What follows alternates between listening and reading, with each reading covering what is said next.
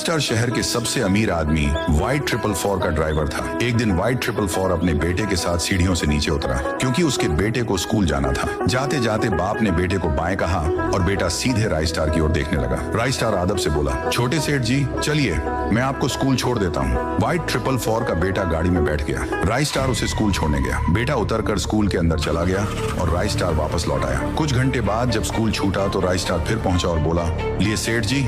लेकिन वाइट 444 का बेटा भाव तक नहीं देता, गाड़ी में बैठ जाता है। राय स्टार उसे लेकर बंगले तक आता है और कहता है, उतर जाइए। बेटा उतरकर अंदर भाग जाता है और राय स्टार अपना दिन का काम खत्म कर घर लौटने निकल पड़ता है। घर पहुंचकर राय स्टार ने देखा कि उसका बेटा किसी लड़की के साथ दिल बहला रहा था। अचानक उसे देखकर दोनों रुक गए।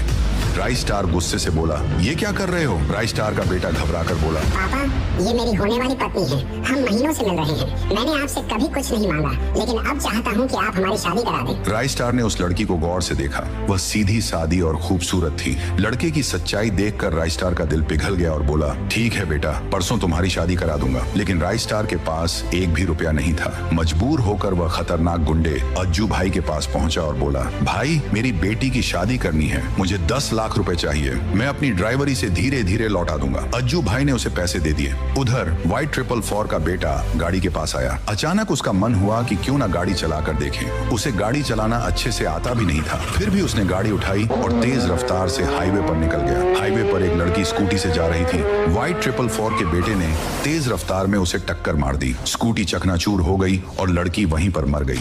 वाइट 444 का बेटा घबराकर गाड़ी लेकर घर लौटा और बोला, पापा, गलती हो गई, मैंने एक लड़की को ठोक दिया, पुलिस पीछे लगी है। वाइट 444 बोला, चिंता मत कर, मैं सब संभाल लूंगा, लेकिन ऐसी गलती दोबारा मत करना। कुछ ही देर में पुलिस उनके बंगले पर पहुंची। वाइट 444 ने पुलिस को पैसे थमाए और कहा, कहना कि हादसा मेरे ड्राइवर ने किया है।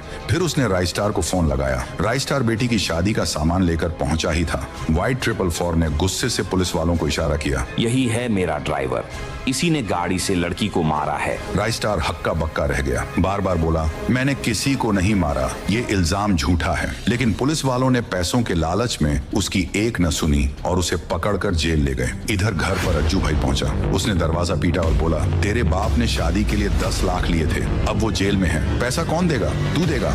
राय स्टार का बेटा तिलमिला उठता है और कहता, मेरे पापा को झूठा इल्जाम लगाकर जेल भिजवाया गया है, उन्होंने किसी को नहीं मारा। अब अज्जू भाई का कर्ज चुकाना और बाप को जेल से छुड़ाना, ये दोनों जिम्मेदारी राय स्टार के बेटे के